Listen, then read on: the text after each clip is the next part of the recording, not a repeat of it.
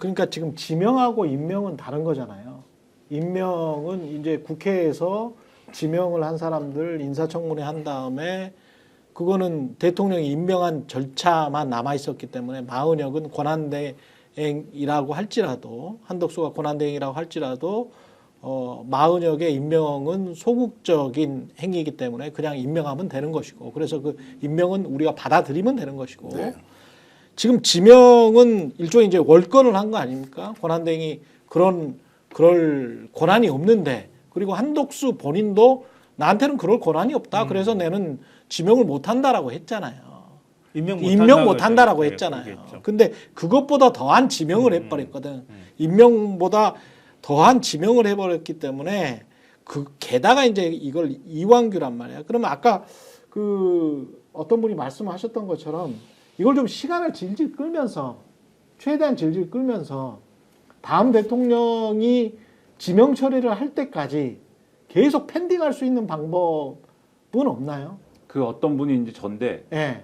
아까 처음에 이제 헛갈려서 그래. 누가 30일까지 버틸 예. 수 있는 거지. 그러면. 예, 그래서 이제 그 말씀을 이제 드린 게 아까 이제 법적인 이제 가처분이나 이런 걸 내면서 이제 네. 시간을 끄는 방법, 그다음에 인사청문을 접수를 안 하면서 지금 우원식 국회의장은 인사청문 요구를 접수를 안 하겠다는 거 아닙니까? 그렇죠. 그 접수를 안 하는데 근데 다만 이것도 이제 그러면 상대편에서 그러니까 지금 장군 멍군을 하는 거잖아요. 상대편에서 뚫을 수 있는 방법을 지금 강구를 하는 건 뭐냐면 국회의장이 접수를 안 하겠다라고 의사표시를 한 것이지만 그냥 사무처 가서 내겠다.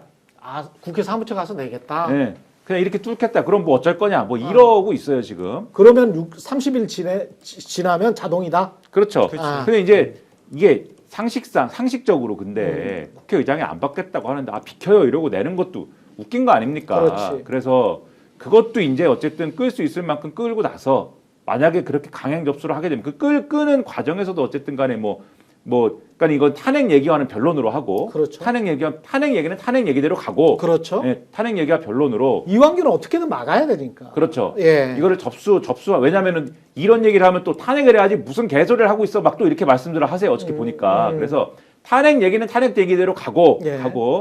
이걸 이제 뭐 접수를 그냥 해버리게 되는 그 시점을 계속해서 딜레이를 시키고 접수를 하게 되면 또 국회에서 인사청문회를 안 여는 거죠. 안 여는데 30일이 되기 전까지 어쨌든 버티는 것이고 예. 30일이 넘어가면 이제 다시 인사청문 요구를 하고 나서 5일 내에 이제 할 수 있다 이 얘기를 지금 하는 거잖아요. 그렇죠. 국민의힘 쪽은. 그렇죠. 예. 버티는 데까지 버티면서 중간에 계속 수사를 할 수 있도록 수사를 이완규에 대한 결격 사유를 찾아낼 수 있도록 수사를 할 수 있도록 이렇게 이제 유도를 하는 것이 굉장히 중요하고 만약에 아까 말씀하신 대로 굉장히 이제 의심스러운 게 많지 않습니까? 그렇죠. 그러니까 그런 것들에 대한 어떤 결정적인 어떤 증거나 이런 것들이 나오면 예. 국민적인 그러한 어떤 여론에 호소를 하는 수밖에 지금 없는 상황인 것이죠. 이런 방식으로 해서 지명 처리를 어떻게든 간에 국민 여론에 의존해서라도 유도하는 그러한 방식을 또 하나 쓴다. 이러한 이제 절차 이런 것들을 얘기해야 되는 시점인 것 같습니다. 그리고 이자는 헌법재판관으로서의 그 소양도 없어요.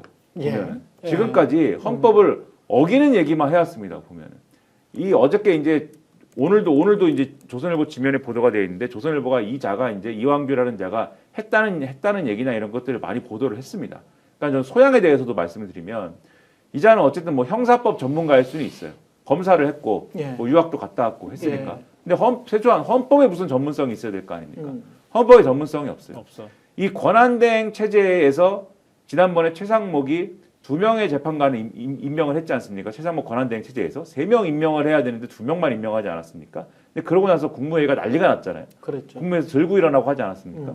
국무위원도 아닌 법제처장이 나는 국무회의의 회의를 느낀다. 이런 발언을 한 당사자가 이완규거든요. 근데 그리고 나서 최상목이 워낙 이제 욕을 많이 먹고 나서 알겠습니다. 그럼 형님들 말씀 잘 들으면서 앞으로는 살겠습니다. 이렇게 했잖아요. 예. 그때 주로 법률적인 조언을 받은 게 이제 이 이완규를 통해서 받았다는 거예요. 법률적 조언을. 그리고 그때 이완규가 조언한 것들이 다 뭐였느냐.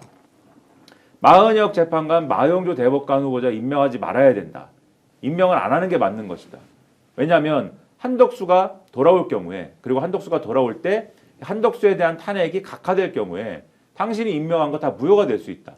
근데 이 법적으로 말 안 되는 얘기거든요. 그렇죠. 그러나 이런 법적인 조언을 해가지고 최상목이 알겠습니다. 그래서 임명을 딜레이하게 되는데 영향을 미쳤다라는 겁니다. 이 사람이. 그런데 헌법재판소가 그러한 행동에 대해서 어떻게 판단 내렸습니까? 위헌적인 행위라고 판단 내렸잖아요. 그럼 이 사람은 위헌적인 내용을 조언을 해서 관철을 시킨 사람입니다. 그러니까 위헌적인 사람을 지금 헌법재판관으로 주장을 하고 있는 것이고, 그렇지. 그리고 윤석열 탄핵 심판에 대해서 이 사람이 주장을 한 게 있어요. 뭐라고 주장했냐면 국민의힘 일부에서 주장을 한 게 있는데 형사 법정에서 이 절차가 진행 중이기 때문에 그 조항이 있잖아요. 형사법 관련해서 이 재판이 진행 중인 사안은 탄핵 심판, 그러니까 헌법재판소에서의 탄핵 심판이 중단될 수 있다라는 조항이 있지 않습니까? 이 조항이 있기 때문에 윤석열 탄핵 심판도 중단돼야 된다라고 주장한 사람이 이 사람입니다. 말도 안 되는 주장이죠. 그렇죠. 근데 이 주장을 또 당당히 했습니다. 그러니까 소양도 없는 사람이에요. 이런 것들을 가지고 설득력 있게 제시를 하면서 지금 여론을 만들어 나가는 것도 병행을 해야 된다. 이 말씀을 드리는 거예요. 여론전이 굉장히 중요하다고 보고요. 그러니까 일단 선거 국면에 들어가 버린 상황이기 때문에 그렇죠. 그래서 국민들의 여론 압박이나 또 여기에 대한 평가나 이런 것들이 아마 나올 거예요. 여론조사도 아마 될 거고 그러니까 그런 게 매우 중요하다고 보고요. 그러니까 기본적으로 저는 굉장히 나쁜 자들이에요. 진짜 나쁜 자들입니다. 그러니까 네. 이건 파면된 대통령이 내가 파면됐다고 하는 안가품이나 보복 심리나 이런 것들이 깔려 있다고 해석될 여지가 너무 많아요. 그렇지 않고서는 어떻게 이런 사람을 가지고 헌법재판관을 임명하겠다고 덤벼들 수가 있나 이런 생각이 들고요. 또 하나는 굉장히 웃긴 게 뭐냐면 대법관들은 대법원장도 마찬가지지만 국회 임명동의 투표 절차를 거쳐야 해요. 그렇지. 그렇죠. 대법관은 대법원장이 제청하고 대통령이 임명하지만 국회 와가지고 인사청문회하고 임명 동의 절차를 다 거쳐야 돼. 그렇죠. 표결을 다 해야 돼. 그렇죠. 과반 이상의 표결을 얻어야 돼. 헌법재판관들은 헌법재판소장만 임명 동의 투표를 거치고 헌법재판관들은 각각의 몫에 따라서 존중을 한다고 하는 의미가 포함된 거예요. 그러네. 그래서 임명 동의 절차가 없어. 예를 들면 국회는 국회 선출 절차가 있기 때문에 대통령이 형식적 승인권만 갖는 거예요. 국회 표결 절차를 국회에서 추천한 사람이니까 표결 절차를 거치면은 다 절차가 끝난 거야. 그럼 대통령이 임명해.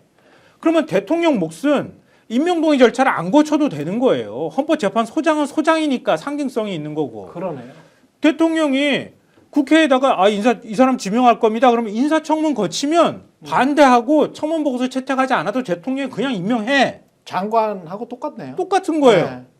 그런데 뭘 가지고 무슨 근거로 그동안에 국회에서 추천한 사람을 여야 합의 전제 조건에서 권한대행이라는 자가 그렇지. 그걸 못 임명하겠다고 얘기했으며 대통령이 임명한 사람은 국회 표결도 안 거쳐도 되는 사람인데도 불구하고 대통령이 임명권 그냥 행사하는데 자기가 무슨 권한이 있다고 그냥 임명권 행사하는 사람이 되겠다는 거예요. 맞지가 않잖아. 애초부터. 이런 어떻게 하다못해 상식적으로 이렇게 얘기를 해도 성립되지 않은 논리를 대통령 권한대행이라는 자가 보수 진영에다 그걸 또 그 결정을 막 옹호하면서 어떻게 이런 짓을 하냐고. 이건 헌법 파괴하는 행위랑 똑같은 거지. 상상하지 못하는 이제 방안을 내놓고 이제 중요한 것은 이제 어떻게 이거를 이제 대처할 것이냐의 문제지 그렇죠. 않습니까? 그렇죠. 뭐 성향도 중요하고 또 그 사람들의 절차적 행위의 부당함도 충분히 얘기할 수 있지만 이제 어떻게 할 거냐. 두 가지죠. 헌법재판소를 바라보면서 가처분 신청했으니까 자 이거는 임명을 하면 안 된다라고 해서 시간을 벌고 대선까지 가져가는 이제 안이 하나 있죠. 그럼 지금까지 헌법재판소가 윤석열 파면을 하도록 간절히 기다렸듯이 가처분의 결과를 기다리는 방법 하나. 가처분을 헌재가 안 하고 계속 시간을 끌어주면 훨씬 좋을 것 같아요. 그런데 이제 4월 18일이면 두 명이 또 없어지니까요. 7인 체제가 되지 않습니까? 예. 그 시간이 없으면 실제로 이제 열흘 정도 남아 있고 뭐 짧으면 한 이제 8회, 9회 정도 남아 있는 이 날 안에 어쨌든 정리를 해야 하는데 자, 가처분의 결과가 원하는 방향대로 나올 거냐 아니냐도 잘 모르지 않습니까? 예. 자, 그러면 가처분의 결과가 상식적으로 판단해 줄 것이라고 보고 가처분을 인용만 하면 그래도 일단 대선까지는 갈 거 아닙니까? 그렇죠. 이 수단 하나를 바라보고 있는 것이 맞느냐. 두 번째는 탄핵 문제를 가지고 자, 일괄 탄핵을 해버리자 또는 뭐 내란 혐의자로 의심받는 사람들도 탄핵을 하자라고 하는 이 부분을 만지작거리면서 아무렇지도 않게 들고 있을 것이냐. 그러면 한덕수는 탄핵을 한다고 하면 탄핵을 국회에서 통과시키기 직전에 본인이 그만둘 거거든요. 그래서 대선 후보로 가야 될 거 아닙니까 본인은. 예. 탄핵이 되는 순간에 아무것도 할 수가 없기 때문에 그러면 그런 승부수를 던져서 먼저 결행을 하고 민주당이 두 번째는 헌법재판소는 여기에 대한 정당성을 당연히 가처분을 인용을 해줄 거 아닙니까? 그러면 명백하게 이것은 내란 세력이 또다시 쿠데타에 준하는 인사 쿠데타를 했다라고 하는 것을 명확하게 정리할 수 있는 수단이 있으니 선행적으로 민주당이 나서도 된다라고 하는 것이 저는 제가 전략적 단위에서 판단하라면 그렇게 제안을 하겠다는 거예요. 그런데 어느 날이 아니죠. 어제부터 민주당은 이제 이 문제에 대해서 깊이 고민을 하는데 분위기는 해야 되는 당위는 100% 동의하지만 현실적으로 할 수 있느냐라고 하면서 좀 주춤주춤거리고 있어서 주춤거리고는 있어요. 이거 예. 뭐냐라는 이제 질문을 계속 제가 드리는 거고 또 지금 방송을 보시는 시청자분들도 저처럼 강하게 이야기하는 사람 말에 동조할 수도 있지만 야 너무 그렇게 밀어붙이지 마라. 혹시 역풍 나면 이재명 대표 대통령 되는데 문제되는 거 아니냐라는 우려를 하는 사람이 실제로 있을 거란 말이에요. 있겠죠. 자 충분히 있을 그럼에도 수 있어요. 불구하고 예. 민주당은 결정해야 하는데 예. 저는 선행적으로 해야 되는 것이 민주당이 헌법을 지키고 그리고 민주주의를 우리가 좀 더 확립하는 데 도움이 되는 방향이다라고 저는 강하게 계속 말씀드리는 겁니다. 탄핵과 관련해서 이제 조금 더 이제 보론을 하면 예. 한덕수를 탄핵한다고 해서 이게 이제 지금 철회되지는 않는 거죠. 이미 한 행위니까. 그렇죠. 철회되지는 예. 않고 그 다음에 오는 권한대행에게 물어야 되는 거죠. 할 거야 안 할 거야. 근데 이제 하겠죠. 고집을 하겠죠. 그럼 또 탄핵이죠. 또 고집을 하겠죠. 또 탄핵이죠. 그러니까 이거는 철회할 때까지 하는 것이고 결과적으로는 근데 다 한다고 하면은 이제 그라운드 제로가 되는 겁니다. 다 없어지는 상황이 되는 거죠. 예. 그때까지 이제 하는 것까지도 전제를 해서 이거는 하는 것이다. 탄핵이라는 것은 그렇게 해야 요거를 이제 근본적으로는 그렇게 해서 임명할 사람이 없는 상태를 만들어야 요거를 이제 할 수 있는 것이다. 요거를 이렇게 탄핵만으로 요거를 이제 한다고 하면은 요런 거를 이제 그 말씀드리는 겁니다. 요게 이제 보론으로서 말씀드립니다. 그러니까 그 최후의 수단으로 얘기하는 거예요. 국무원 전원 탄핵 얘기가 이제 그래서 또 나오는 거란 말이에요. 근데 그런 건데 그러니까 이전에 대통령이 장관 지명할 때도 역시 마찬가지지만 지명 처리하는 경우는 극히 드물거든요. 그러니까 결국 당사자가 사퇴하는 수순으로 가는 게 사실 제일 깔끔한 방법이잖아요. 그러니까 이완규가 스스로 사퇴하게 만드는 여론의 압박이나 이런 것들이 일단 병행돼야 한다. 그 말씀드리고요. 그다음에 지금 가처분하고 권한쟁의 심판 얘기 다 나오는데 청구인 자격이 자꾸 문제가 되잖아요. 지금 청구인 자격이 국회가 자격이 없다고 하는 해석이 되게 많아요. 왜냐하면 국회 권한을 침해한 게 아니라 예를 들면 국회가 추천한 재판관을 임명하지 않았을 경우에는 권한쟁의도 가능하고 가처분도 가능하고 다 한단 말이에요.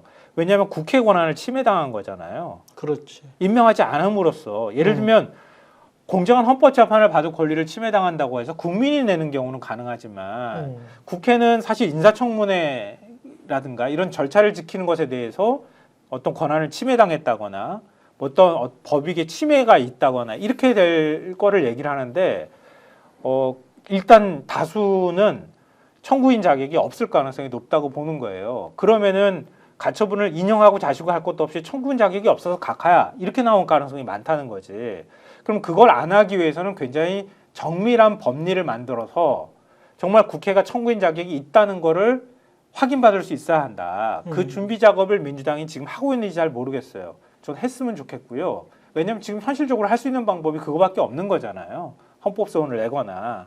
그러면은 탄핵으로 넘어가게 되는 거는 그거는 그 다음에 또 강수를 두는 것이니까 결국 아직까지 시간은 남아 있고 왜냐하면 인사청문회도 거치고 경과보고서 다시 받을 기간도 있으니까 한 달의 시간이 남아 있잖아요.